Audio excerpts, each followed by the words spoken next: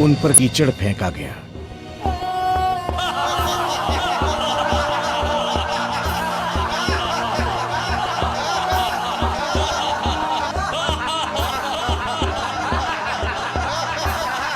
घर से लेकर विद्यालय तक सामाजिक कुरीतियों का कीचड़ है, और उस कुरीतियों के कीचड़ से सनी हुई साड़ी को पहनकर कैसे शिक्षित करोगी अपने विद्यार्थियों को?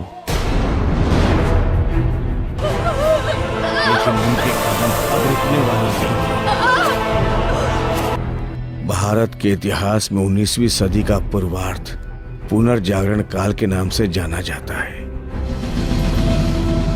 इस काल के समाज ने घोर ब्राह्मणवाद और पेशवा साम्राज्य के आगे अपने घुटने टेक दिए थे। ये काल सामाजिक कुरीतियों जैसे शोषणों,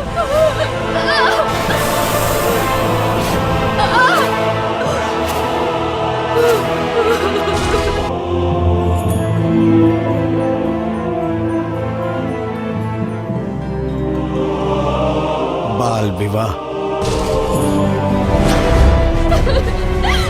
छूत अछूत और सती प्रथा से जकड़ा हुआ था। ऐसे समाज में एक स्त्री का भविष्य क्या होगा, उसकी दिशा क्या होगी, उसे एक स्त्री ही समझ सकती थी। और ऐसे ही समय में सावित्री बाई फूले का जन्म हुआ था।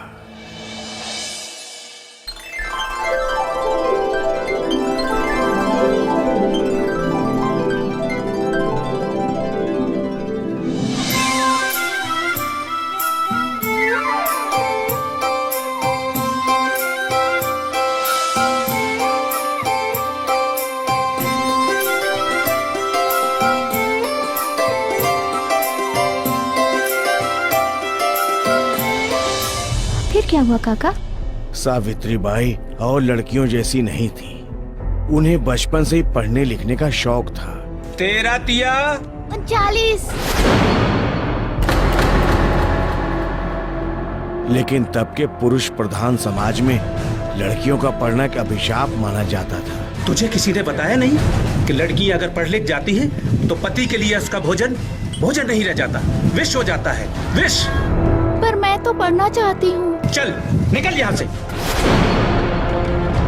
आई, एक मुलगी अगर पढ़ लिख गई तो उसके हाथों से बनाया हुआ भोजन विष कैसे बन जाता है?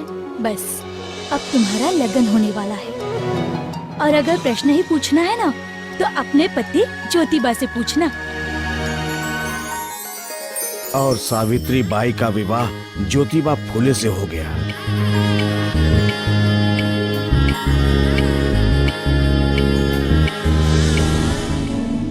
सावित्री बाई के मन में जो पढ़ने लिखने की इच्छा थी उसे ज्योतिबा बहुत अच्छे से जानते थे।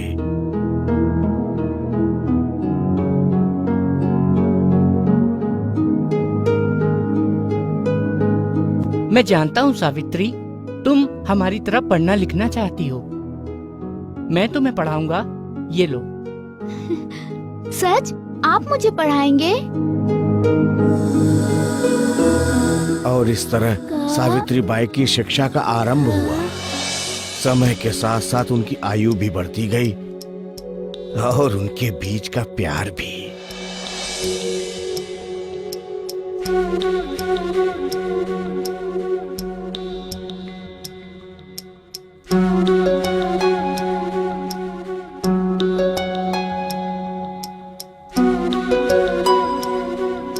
और ज्योतिबा के सहयोग से सावित्री बाई ने अपनी शिक्षा भी पूरी कर ली थी।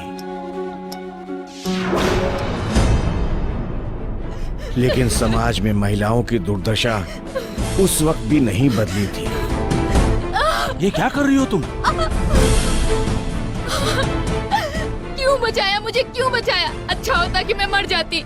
इस समाज में विधवा स्त्री को जीने का कोई अधिकार नहीं, और वो विधवा जिसके पेट में किसी का पाप पल रहा हो।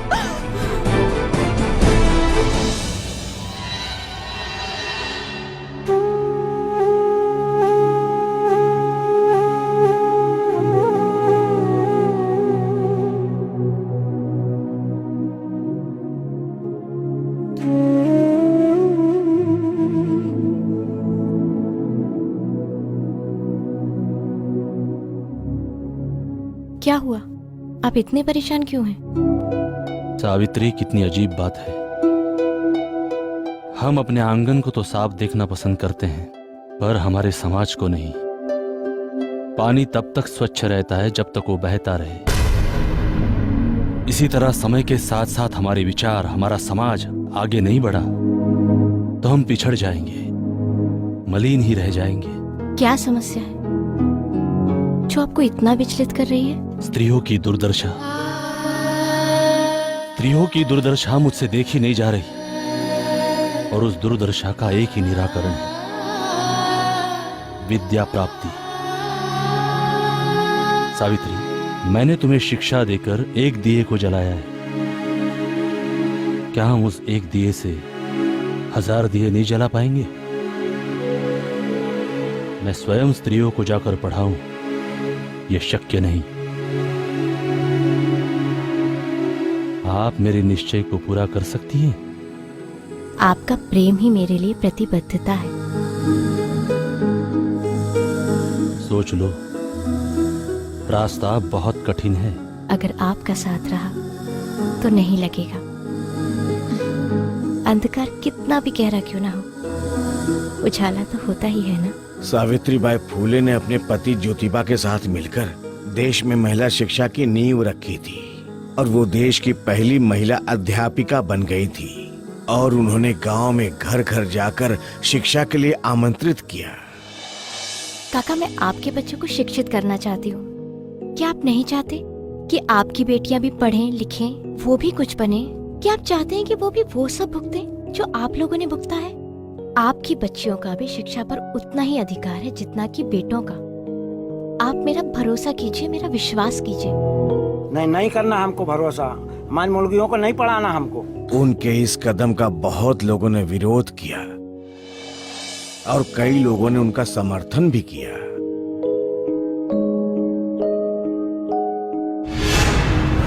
ऐसा करके उन्होंने घोर ब्राह्मणवाद के वर्चस्व और पेशवा साम्राज्य को सीधी चुनौती देने का काम किया था।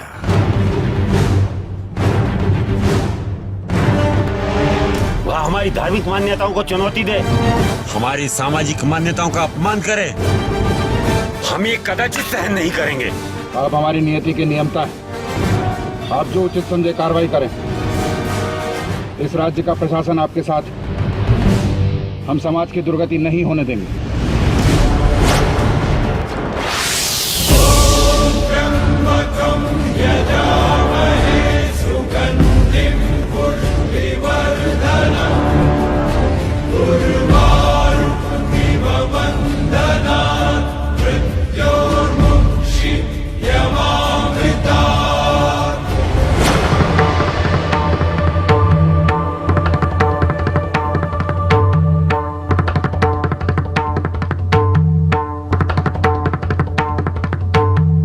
क्या बात है पंडित? बहुत शांत लग रहे हो, और शांतता हमें पसंद नहीं। बोलो क्या बात है? समस्या है महाराज। क्या समस्या है?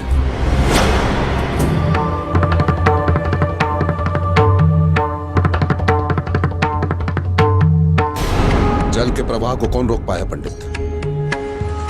और इन छोटे मोटे कंगरों से कुछ फर्क नहीं पड़ता। समुद्र हो या नदी, साम दाम दंड भेद, हमें जो करना है वो करेंगे, परंतु उस स्त्री को आज रोकेंगे। उत्तम महाराज। बच्चों, शिक्षा तो एक ऐसा प्रकाश है जिससे जीवन के सारे अंधकार नष्ट हो जाते हैं। शिक्षा तो एक शक्ति है जिससे हम अपने अंदर की सारी कमजोरियों को दूर कर सकते हैं।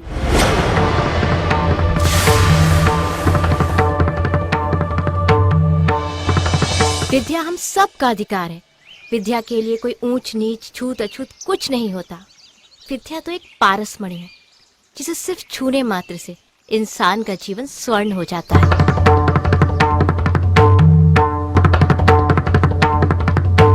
विद्या से इंसान सिर्फ स्वयं का ही नहीं बल्कि पूरे समाज का उद्धार कर सकता है। समझे मेरी बात? बंद करो ये सब के सब अपने घर जाओ, और यहाँ आने का तो साहस मत करना। जाओ जाओ। रुको, ठहरो, सुनो तो।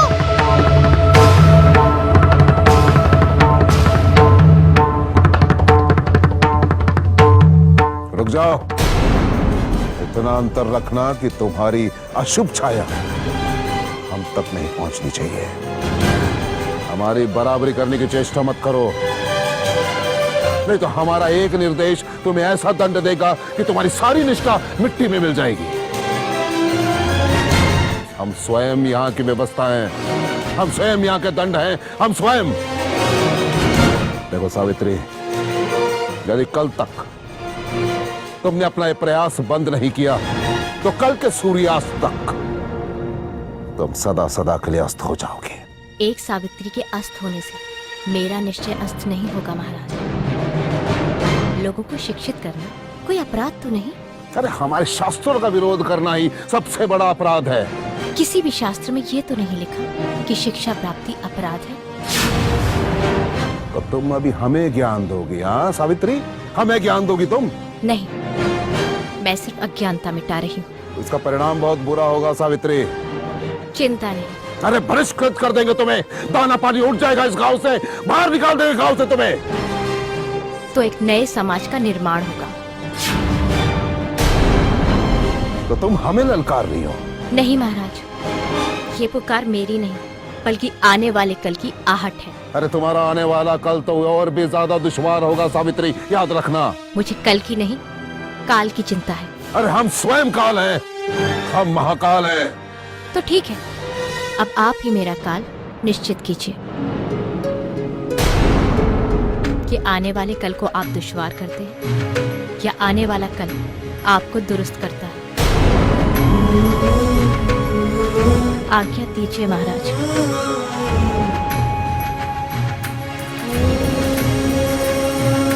आप परछाई से डरते हैं और उगते हुए सूरज को रोकना चाहते हैं।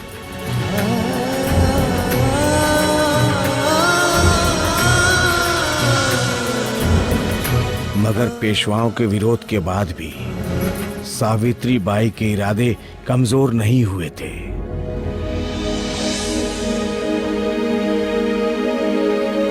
सावित्री जी? डर तो नहीं लग रहा? बिल्कुल भी नहीं। कुछ भी हो सकता है। हम भी तो यही चाहते हैं कि आखिर कुछ तो हो।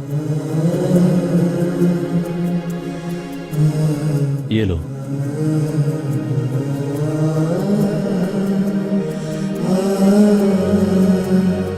सावित्री, तुम जिस रास्ते से गुजरने वाली हो वहां तुम्हें इसकी जरूरत पड़ेगी। घर से लेकर विद्यालय तक सामाजिक कुरीतियों का कीचड़ है और उस कुरीतियों के कीचड़ से सनी हुई साड़ी को पहनकर कैसे शिक्षित करोगी अपने विद्यार्थियों को? असतो मा सद्गमय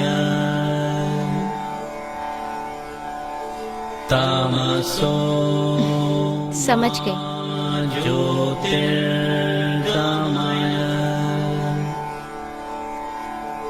मृत्यु।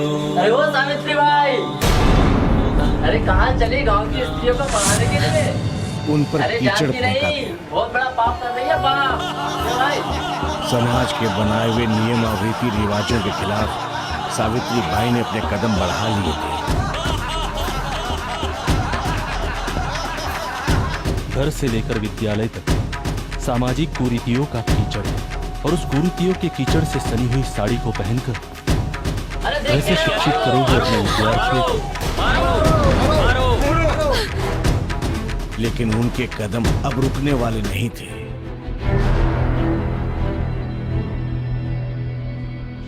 तुम क्या सोचने लगी?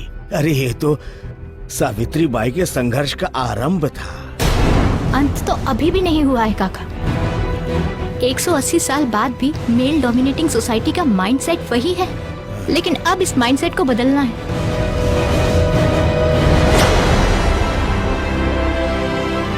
इसका हल हमें कहीं ना कहीं सावित्रीबाई फूले की कहानी में ही मिलेगा और मैं उनकी ये पूरी कहानी जानकर ही रहूंगी।